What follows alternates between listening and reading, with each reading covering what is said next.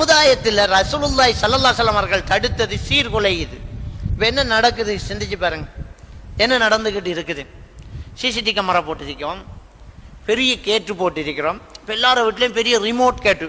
முதல்ல எல்லாம் வேலிக்குள்ளால பூந்துட்டு போன மாதிரி எல்லாம் ஆள் வர முடியாது, ஆள் நுழைய முடியாத பெரிய வீடுகள், பெரிய உயரமான மதில்கள், உயர்ந்த கேட்டு. கேட்டெல்லாம் சும்மா திறக்க முடியாது, ரிமோட் இருக்கணும்.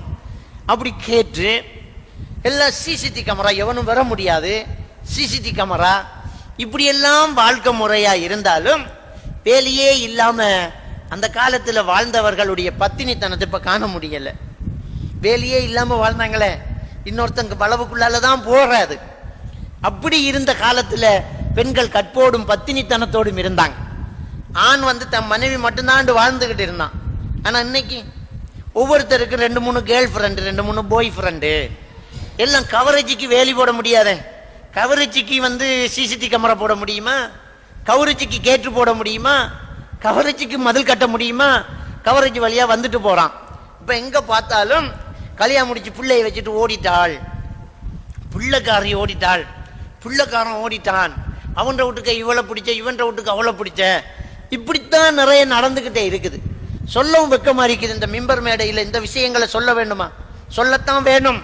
நாம ஒரு விழிப்புணர்வு கொண்டு வரணுமா இல்லையா? சமுதாயத்தில் ஒரு மாற்றத்தை கொண்டு வரணுமா இல்லையா? இந்த ஜும்மா பிரசங்கம் ஏன் ஏற்பாடு செய்யப்பட்டது? வெள்ளிக்கிழமைகளில் இந்த ஜும்மா அந்த சமுதாயத்துக்கு ஒவ்வொரு பகுதியில் இருக்கக்கூடிய அந்த சமுதாயத்தில் இருக்கக்கூடிய பிரச்சனைகளை தட்டி கேட்கிற மேடை இந்த மேடை. சும்மா சஹாபாக்களை வரலாறு சொல்லிட்டு, சும்மா பழைய காலத்து ஹதீஸை மட்டும் சொல்லிக்கிட்டு எந்த ஒரு படிப்பினையும் இல்லாம நல்லா இருந்துச்சு பேச்சு கண்டுட்டு போறதுக்கா? கரண்ட்ல நமக்கு இருக்கிற பிரச்சனை என்னங்கிறத கலந்து ஆலோசனை செய்து ஒரு தீர்வு கொடுக்கக்கூடிய மேடை இந்த மேடை. நாளைய சமுதாயம் ஒரு மாற்றத்தை கொண்டு வர வேண்டும். ஒவ்வொரு வெள்ளிக்கிழமையிலிருந்து ஒரு உணர்வுபூர்வமான மாற்றம் நம்முடைய சமுதாயத்தில் வர வேண்டும். இன்னைக்கு நடக்குதா இல்லையா? எங்க பார்த்தாலும் இந்த விபச்சார சீர்கேடுகள் நடந்துகிட்டே இருக்குதா இல்லையா? எல்லா இடத்துலயும் அது நடந்துகிட்டே இருக்குது. பாருங்க, இன்னைக்கு திருமணம் முடிச்சவர்கள்ட்ட ரொம்ப அதிகமா இருக்குது. ஏன் இது என்ன குறை? ஏன் ஓடி போறான்? ஓடி போகக்கூடிய கலாச்சாரம், அது வேற வழி இல்லாம மாட்டிக்கிட்டு ஓடி போகக்கூடிய கலாச்சாரம். நிறைய பேர் போன் பண்றாங்க, பொண்டாட்டி ஒருத்தனோட இருந்துட்டு அசரத்தை என்ன செய்யறது விட்டுட்டு, சரியா ரீதியா வாழ முடியாது விட்டுட்டு, பிள்ளை இருக்கு அசரத்தைங்கிறான். பிள்ளை இருக்குது. இந்த பிள்ளை என்று பார்த்தேன். இந்த தப்பான உறவுகளை மன்னிச்சுக்கிட்டு வாழ்ந்துகிட்டு போயிட்டே இருக்குது. அவன் வாழ்க்கையில நிம்மதியை இழந்து போறான். அவனால எப்படி சந்தோஷமா இருக்க முடியும்? எப்படி இருக்க முடியும்? கிட்ட நெருங்கும் போது, ஒரு டீ ஊத்தி கொடுக்கும் போது, ஒரு சமைச்சு சாப்பாட்டை கொடுக்கும் போது அவனை எப்படி கவனிச்சிருப்பா? அவனோட எப்படி இருந்திருப்பா? என்ன இருந்தாலும் எனக்கு துரோகம் செஞ்சிட்டியே, இந்த கசப்பான எண்ணங்களோட வாழ்ந்து தானும் மனநோயாளியாகி அவனுடைய வாரிசையும் மனநோயாக்கக்கூடிய ஒரு சூழ்நிலை. இந்த பெண்கள் யோசிக்கிறாங்கல்ல, இந்த தவறு செய்யறமே, என் பிள்ளையினுடைய எதிர்காலம் என்ன ஆகிறது, என் குடும்பத்தினுடைய மானம் என்ன ஆகிறது, என் புருஷன் என்னத்தை நினைப்பான், அல்லாஹ் பார்த்து கொண்டிருக்கானே, அந்த அல்லாஹ் ரப்பல் ஆலமீனுக்கு முன்னால நான் என்ன பதில் சொல்ல போறேன்? எதையுமே யோசிக்க மாட்டேங்கிறாங்க. எதையுமே யோசிக்க மாட்டேன். சர்வசாதாரணமா சொல்லிட்டு இருக்கிறாங்க. சர்வசாதாரணமா.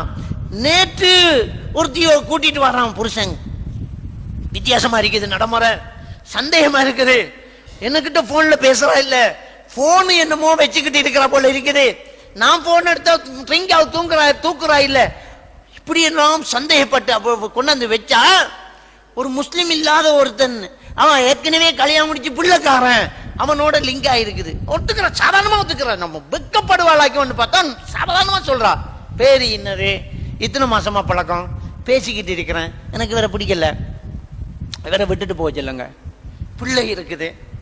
அப்ப நீ என்ன அந்த மதத்துக்கு போறியா? இல்ல அவர் இஸ்லாத்துக்கு வாரண்டு சொல்லிக்கிறாரு, வாரண்டு சொல்லியிருக்கிறார்.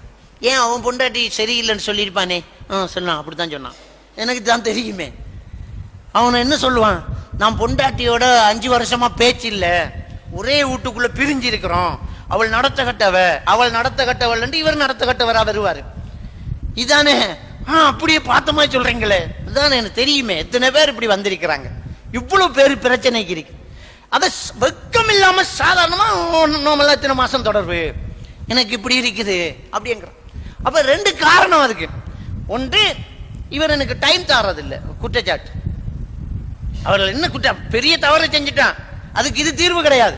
ஆனா அந்த குற்றச்சாட்டு நியாயமானது. என்ன குற்றச்சாட்டு?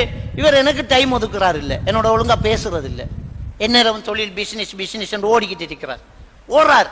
என்னோட உட்கார்ந்து வல்லாஹி இது நேற்று நடந்த சம்பவம், இப்படி பேசுறாள் அவள். அப்ப அப்ப எங்க தவறு நடக்கு? அப்படி நடந்ததுக்கு இது தீர்வு கிடையாது. ஆனா அப்படி நடக்கிறதுக்கு இது ஒரு காரணமா யோசிக்கப்படுது.